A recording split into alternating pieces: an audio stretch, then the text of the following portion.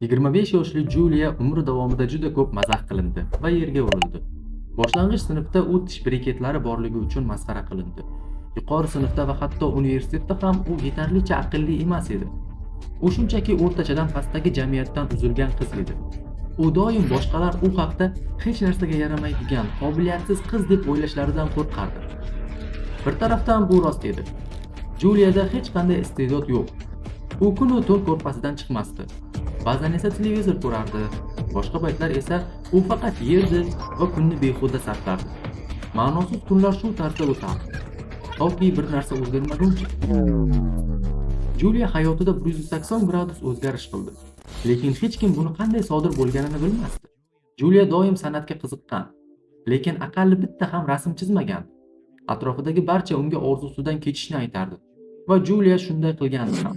Lekin bir kun u ish intervyusiga borganda, uchrashuv vaqtida tepakalga kimdir telefon qildi. Julia xonada yolg'iz qoldi va narsalarni ko'zdan kechirdi. Dastlab u stol dekoratsiyasiga qaradi. Gulga tegib ko'rdi. Keyin uning ko'zi yog'och ustiga tushdi. U stolning burchagida turardi. Julia uni ochdi va yashil peroni topdi. U perodan ko'z uzolmasdi. Uning nimasidir boshqacha. U darrov sumkasidan bir bo'lak qog'oz oldi va kalbosh kelguncha nimalarnidir chizishni boshladi. 5 daqiqadan so'ng Julia yuqori sinfdagi yoqtirgan yigitining ajoyib portretini chizdi. U ko'zlariga ishonmasdi va birdan qalamni idishiga solib sumkasiga joyladi. Kalbosh kelavermagach, Julia shoshib u yerdan ketdi. Uyiga kelgach, yana qalamni oldi va yangi bir rasm chizishdan o'zini tiyib tura olmadi. Bu safar u bolalik uyini chizdi. U nima bo'layotganini tushuna olmasdi. U birma-bir juda chiroyli rasmlar chizardi. Yangi iste'dod shu bilan cheklanmadi. U she'r yozishni ham boshladi. She'rlari uning ma'nosiz hayoti va bullying qurboni bo'lgani haqida edi. Bir hafta ichida u 100 dan ziyod she'r yozdi va chop etuvchilar bilan aloqaga chiqdi. Natijada u bir necha chop etuvchilar tomonidan ma'qullandi. Keyinchalik u ilk she'riy kitobini chop etdi va kitob xalqaro tanlovlarda g'olib deb topildi. Hatto u chizgan portret va manzaralar yirik shaxslarning e'tiborini tortdi. Bu esa uni shubhasiz juda muvaffaqiyatli qildi. Bir vaqtlar uning ustidan kulganlar endi uning iste'dodidan hayratda edi. Hamma uning qanday qilib bunchalar o'zgarib ketganidan shokda edi.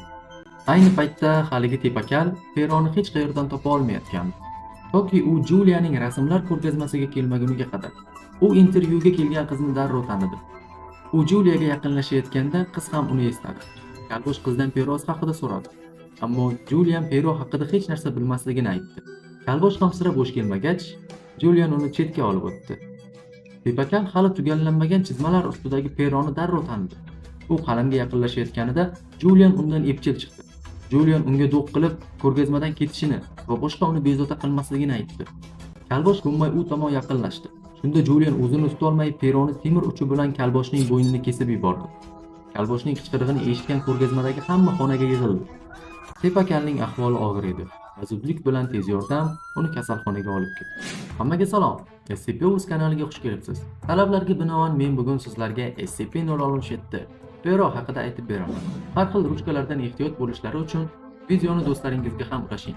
Yangi anomaliyalar haqida videolarni o'tkazib yubormaslik uchun kanalga obuna bo'lish va videolarga like bosishni ham unutmang. Mavzuga qaytsak. SCP-067 yog'och qutida saqlanadigan bambukdan qilingan yashil rangli Pero. U Pelikon deb nomlangan nemis omborxonasida 1 va 2 jahon urushi oralig'ida yaratilgan degan mish-mishlar bor. U Peroning uchi o'tkir va osonlik bilan odam terisini kesa oladi. Peroning yana bir o'ziga xos xislatlari shuki, uning siyohi hech qachon tugamaydi. Peroni o'rganishim chog'ida bildimki, kimki uni qo'liga olsa, qo'lini Peroga topshirgan bo'ladi. Ularning qo'li Pero xohlagan narsani yozadi yoki chizadi. Ammo Pero qandaydir tarzda odamning ongiga bog'lanadi va odam bilan bog'liq narsalarni juda aniq qilib qog'ozga tushiradi. Hatto odam bularni esla olmasa ham. Bir test ishtirokchisi 1204M Peroni ushladi va qo'l harakatlana boshladi. U bir necha yil oldingi avtohalokatning hikoyasini yozdi. Odam hatto o'zi to'liq esla olmaydigan hikoyani qanday qilib bunchalar chiroyli bayon etganidan hayratda edi. Masalan, eski mashinasi raqami va u to'qnashgan mashina rangini umuman esla olmasdi. U yana shuni qo'shimcha qildiki, yozayotgan vaqti og'zida qon ta'mini sezgan. SCP-067 yozishdan tashqari rasm ham chiza oladi. Peroni ushlagan odam haqiqiy san'at asarini yarata oladi. Hatto unda hech qanday iste'dod bo'lmasa ham. Bir tajribada yosh xodim 1102F ga pero berildi va u chizishni boshladi. Toki bir SCP anomaliyasini chizib bitirmaguncha. Ayolda hech qanday rassomchilik qobiliyati yo'q edi. Uning aytishicha, u chizish vaqtida SCP-067 bilan hamkorlik, hamdardlik, havasni his qildi. So'roq vaqtida u shunday dedi: "Men buni qanday izohlashni bilmayman. Hammasi o'z-o'zidan sodir bo'ldi. Peroni olganimda qo'limning o'zi harakatlanardi. Agar xohlasam qo'limni to'xtatishim mumkin edi, lekin bunday qilmadim. Chunki chizayotgan narsam menga juda yoqardi. Xuddi qo'limning joni bordek. To'satdan qo'lim chizishdan to'xtadi va endi qo'lim yana meniki edi. Keyin peroni joyiga qo'ydim va rasmga qaradim. U juda ham chiroyli edi. Menimcha pero ishni bitirdi va rasmni menga qoldirdi." SCP fondi peroning ta'siri insondan boshqa mavjudotlarda qanday bo'lishini tekshirish uchun yana tajribalar o'tkazdi. Ajablanarlisi shuki, natijalar odamnikidan biroz boshqacha bo'ldi. Tajriba qalam va markerda chizishga o'rgatilgan 2 yoshli 4 oylik erkak makaka bilan o'tkazildi. U tajriba xonasiga SCP-067, stol va bir nechta varaq bilan joylashtirildi. Sinov obyekti peroni oldi va og'ziga soldi. Uni stolga qo'yib hidladi. Keyin uni yana olib stolga tinimsiz urishni boshladi. U borgan sari kuchliroq va agressivroq bo'lib borardi. Keyin u peroni yerga uloqtirib, toza qog'oz bilan tanasidagi siyohni tozaladi. U tinimsiz turli tovushlar chiqaradi va ularning 50% olimlarga notanish edi. Hamma yoqni vayron qilgandan so'ng uning o'zi ham yerga yiqildi. U tezda tajriba xonasidan olib chiqildi va keyin ahvoli yaxshilandi. Tajribalardan shu ma'lumki, SCP-067 inson va inson bo'lmagan obyektlarga turlicha ta'sir qiladi. U odamlarni o'ziga rom etsa, hayvonlarni o'zidan uzoqlashtiradi. U odamlarga do'st, ammo hayvonlarga dushman edi. Hozircha shular. Rostini aytsam, tomoshabinlarning atigi 6% kanalga obuna bo'lgani meni juda ranjityapti. Keyingi videolarni o'tkazib yubormaslik uchun kanalga hoziroq obuna bo'lib qo'ying. Axir bu bepul-ku. Shunday anomaliyalarni doimiy va tezroq tomosha qilish uchun kanal faoliyatiga moliyaviy hissa qo'shishingiz mumkin.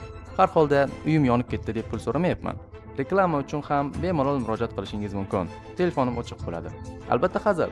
Har qanday moliyaviy yordam biz uchun juda muhim va qadrli. O'zingizni ehtiyot qiling azizlar. Keyingi videoda ko'rishguncha, xayr.